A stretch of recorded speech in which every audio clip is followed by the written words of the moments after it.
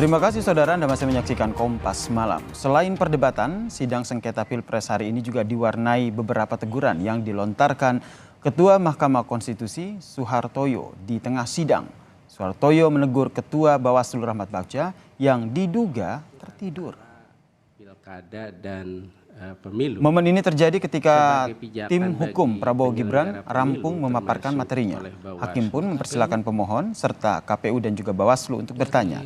Namun Soehartoyo justru menyindir Ketua Bawaslu yang nampak menundukkan kepala seperti sedang tertidur.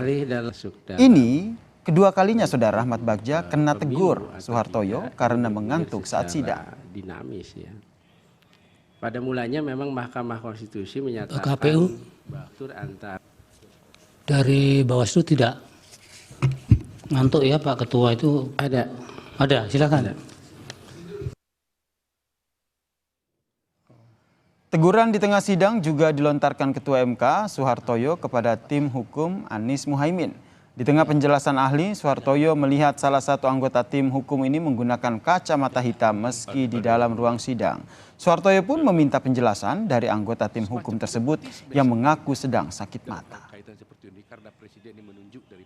Tapi kemudian diteruskan. Pak Wakil Kamal pakai kacamata hitam sakit? Oh. Kalau sakit tidak apa-apa. Iya. Kadang-kadang kan anak muda suka hanya tampilnya kurang tepat ya. Ya, silakan dipakai kalau sakit.